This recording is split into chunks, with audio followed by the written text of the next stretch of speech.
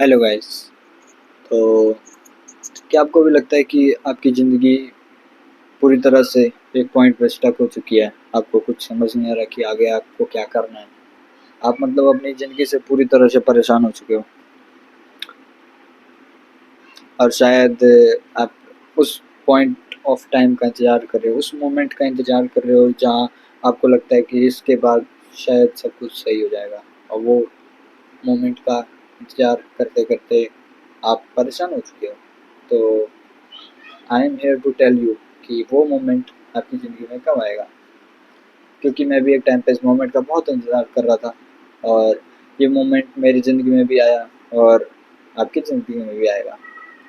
सो ये बात है 2022 से 23 की, जब मैं अपनी 11th स्टैंडर्ड में था।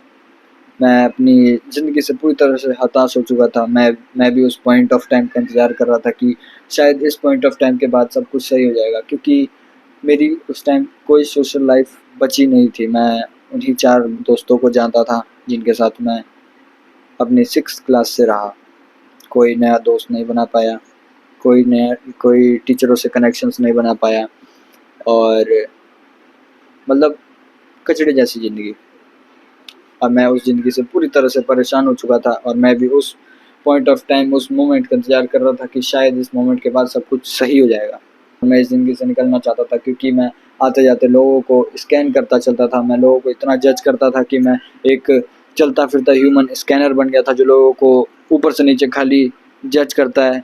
उन्हें दिमाग में भला-बुरा बोलता है कि ये चूतिया है, ये इसकी क्या औकात है, ये मेरे सामने कैसे हो सकता है, मैं इसकी इतनी औकात कैसे है कि मैं इससे जाके बात करूँ। लेकिन असल में बात ये थी कि मैं ही इतना फट्टू था, मैं ही अपनी सोशल एंग्ज़ायटी को छुपाने के लिए उसके ऊपर एक पर्दा डालता था कि ये सामने वाला मेरे लेवल का नहीं है, इसके स्टैंडर्ड मेरे से नीचे हैं, मैं इससे बात क्यों करूँ, ये मुझे क्या ही सिखाएगा।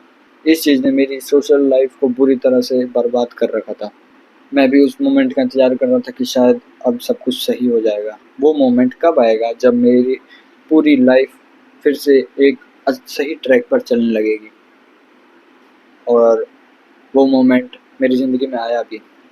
लेकिन पता है कब? जब मैंने उस मोमेंट का इंतज़ार करना छोड़ दिया। वो मोमेंट जब आया जब मैंने अपनी सारी होप को छोड़ दिया कि वो मोमेंट आएगा, क्योंकि सच बात ये है कि वो मोमेंट खुद से कभी नहीं आएगा। वो मोमेंट आपको खुद क्रिएट करना पड़ेगा अपनी ज़िंदगी में। मेरे को भी ये बहुत लेट समझ आया, मुझे 5 साल लग गए ये चीज़ समझने के लिए। 6 से 11th तक मैं ये चीज़ नहीं समझ पाया कि वो मोमेंट मुझे खुद ही क्रिएट करना पड़ेगा, ना कि कोई दूसरा बंदा आके वो मुझे इस मेरी घटिया सी ज़िंदगी से निकालेगा। चाहे कोई ऐसा चमत्कार होएगा मेरी ज़िंदगी में कि मैं फिर से पहले जैसा एक सोशल लड़का बन जाऊँगा, और लोग मुझे भी पूछेंगे, मेरा भी फ़ेम होगा। मैं मतलब मैं भी फ़ेमस होऊँगा, मेरा भी कोई सोशल स्टेटस होगा। बट ऐसा कुछ नहीं हुआ, जब तक कि मैंने सारी होप नहीं छोड़ दी। तो जिस मोमेंट का आप इंतज़ार कर रहे हैं, वो मोमेंट और कोई नहीं, वही है कि आप सारी होप छोड़ दो। आप ये सोचना छोड़ दो कि कोई एक ऐसा मोमेंट आएगा जिसके बाद सब कुछ सही हो जाएगा। कोई ऐसा इंसान आएगा जो आपको आपकी उस कचड़े वाली ज़िंदगी से निकाल देगा। कोई ऐसा मोमेंट आएगा जो जिसके बाद ऐसा कोई चमत्कार होगा कि आपकी ज़िंदगी एकदम सही ट्रैक पर चलने लगेगी, क्योंकि ऐसा कोई मोमेंट कभी होता ही नहीं है। खुद से ऐसा मोमेंट कभी होता ही नहीं है जब तक कि हम उसे क्रिएट ना करें। मैंने भी 11th में अपनी ज़िंदगी से पूरी तरह से परेशान होकर मैंने वो सारी होप छोड़ दी कि कोई मुझे बचाने आएगा, कोई मुझे खुद से अप्रोच करेगा बात करने के लिए, मेरे को खुद से कोई अपना एक नया दोस्त बनाएगा, क्योंकि ऐसा कभी हुआ ही नहीं। मैंने वो सारी होप जो ज़िंदगी से थी मेरी कि ये चीज़ें खुद होंगी, मैंने वो छोड़ दी, और मैंने खुद से जा जाकर लोगों को अप्रोच किया। लोगों से बहुत बार ऐसा गाली सुनने को भी मिली, रिजेक्शन भी मिला। बट द थिंग इज़ कि यही जीवन का एक पार्ट है, यही लाइफ का एक पार्ट है कि आप नई चीज़ें ट्राई करो, लोगों से बात करो, क्योंकि हम एक इंसान हैं, हम एक एक्सप्लोरिंग स्पीशीज़ है जो अपनी स्टार्टिंग से लेकर आज तक सिर्फ एक्सप्लोर करता है। और अगर आप उस फंडामेंटल को ही भूल जाओगे कि आप आप एक्सप्लोर करना ही भूल जाओगे, तो बिल्कुल जायज़ सी बात है कि आपकी ज़िंदगी, आपका माइंड एकदम फक्ड अप रहेगा ही, क्योंकि आप बने ही एक्सप्लोर करने के लिए हो, आप बने ही लोगों से बात करने के लिए हो, क्योंकि आप एक इंसान हो, आप एक ग्रुप में रहने वाले इंसान हो, आप एक ग्रुप में रहने वाले एक जीव हो जो ग्रुप में ही सर्वाइव करता है। तो अगर आपको ऐसा लगता है कि आप अकेले जी लोगे, चाहे आपको कोई खुद खोज लेगा, तो आई एम सॉरी, क्योंकि ऐसा कुछ नहीं होने वाला है।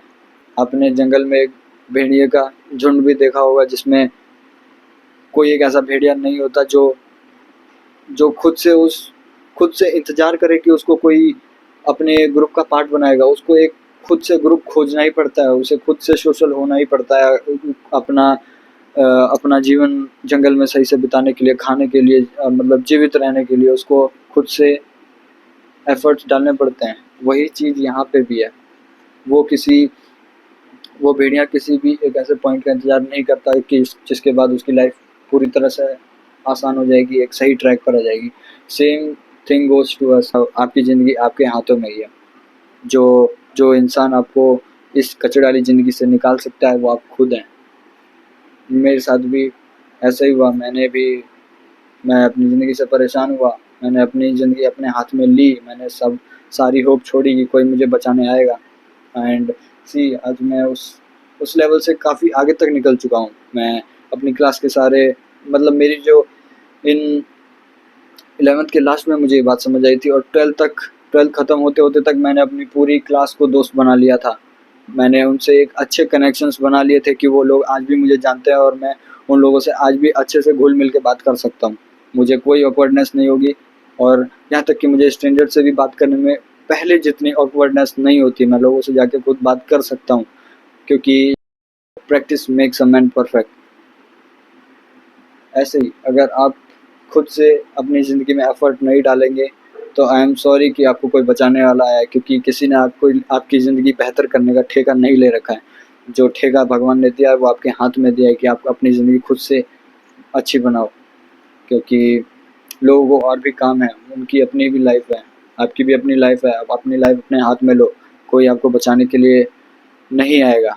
आप ये बात समझ लो। अगर आपको ऐसा लगता है कि आपकी ज़िंदगी में कोई बंदी आ जाएगी, कोई कोई ऐसा दोस्त आ जाएगा जो आपको इस कचड़े की ज़िंदगी से निकाल देगा, तो सॉरी, ऐसा कुछ भी नहीं होने वाला है। क्योंकि ये चीज़ मैं भी एक टाइम पे बहुत सोचता था कि शायद ये चीज़ अगर मैं कर लूँगा तो ज़िंदगी सही हो जाएगी, लेकिन ऐसा नहीं है। आपको कांस्टेंट एफ़र्ट डालने ही पड़ते हैं अपनी ज़िंदगी में, ताकि आप बेटर होते रहें। आपको वो कांस्टेंट एफ़र्ट लगता रहेगा पूरी ज़िंदगी। इस चीज़ से थकने वाली कोई बात नहीं, क्योंकि जो एफ़र्ट्स डालने से थक गया इंसान, वो ज़िंदगी में फिर आगे एक्सप्लोर नहीं कर पाएगा। और यही हमारे ह्यूमन स्पीशीज़ का एक फंडामेंटल है कि हम हमेशा से एक्सप्लोर करते आए हैं। सो लास्ट में I will talk about this moment, कि ये जो मोमेंट है, ये मोमेंट और कोई नहीं, ये मोमेंट आप खुद हैं।